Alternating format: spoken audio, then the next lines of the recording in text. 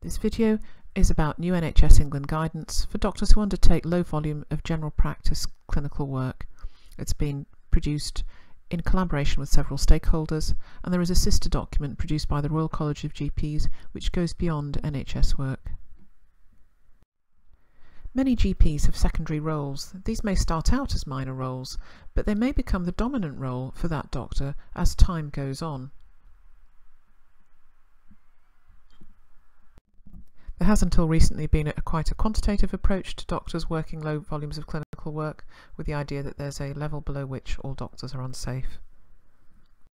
There are lots of questions which arise in relation to low volume work, such as how much is enough, who should decide, are there other factors which matter, how do we decide, can we manage this problem better, and how can we retain these doctors safely?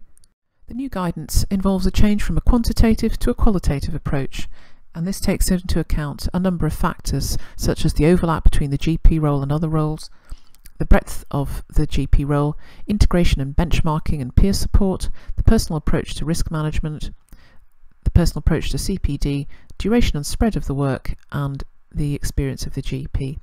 These are all captured in a structured reflective template which is completed by the doctor for discussion at their appraisal and is submitted as a quality improvement activity.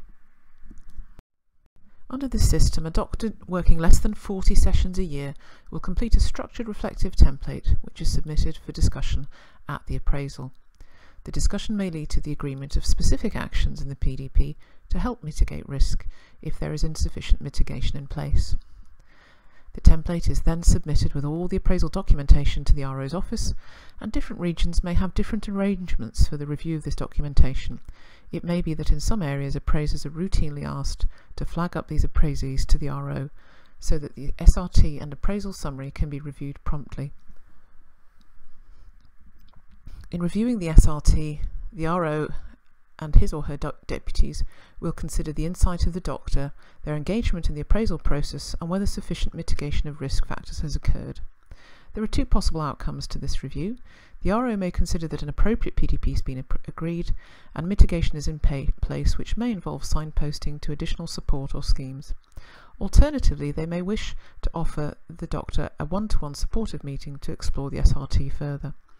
The doctor has the option of inviting an LMC representative to this discussion if they so wish. The outcome of this one-to-one discussion may be some additional actions for the PDP, signposting to additional support or schemes, or advice to consider resigning from the performers list. Most doctors will continue to be part of the routine appraisal and revalidation process and may continue, if they wish, to work a low volume of clinical work with appropriate mitigation in place. Situations of higher risk may include those where there is minimum overlap between the GP role and other roles, the doctor is inexperienced or, for example, doing low volume work for a longer period with long breaks. There may be higher risk where the doctor's CPD is dominated by the other portfolio at the expense of GP relevant CPD. It can also be problematic if the doctor is rarely participating in workplace-based meetings and has contact with the organisation only when things go wrong, for example for complaints or significant events. The doctor may be excluded from normal information cascades, and frequent moves in workplace can be problematic if the doctor does not have a robust approach to ensure familiarisation with organisation-specific protocols and systems. Working in isolation is also a concern, for example having no on-site peer contact. Doctors who cannot address their immediate knowledge gaps resorting to authoritative resources and rely primarily on immediate advice and supervision may also be operating with greater risk.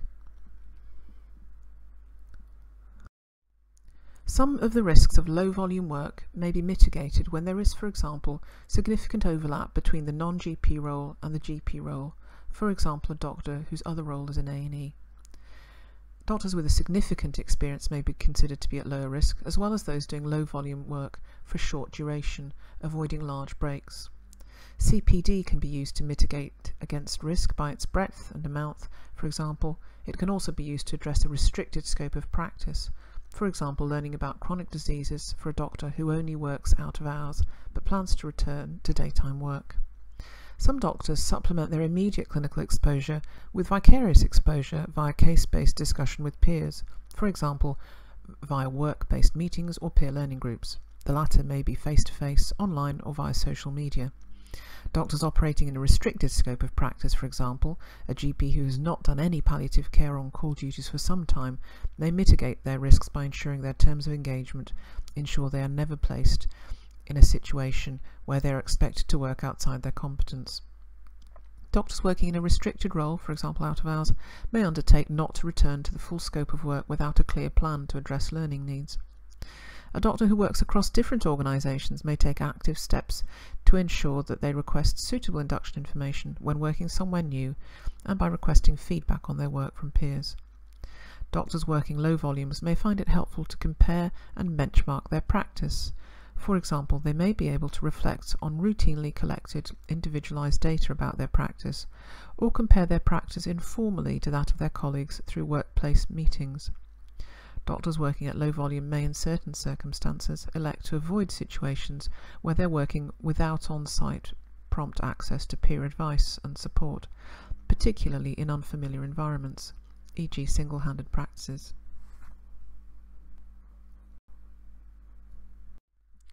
This approach focuses on supporting the professionalism and insight of the doctor rather than regulatory intervention. The use of the guidance and SRT is intended to facilitate reflection about the low-volume work and support the development of insight into professional risks. It's also intended to help the GP demonstrate that they're safe and mitigating risks.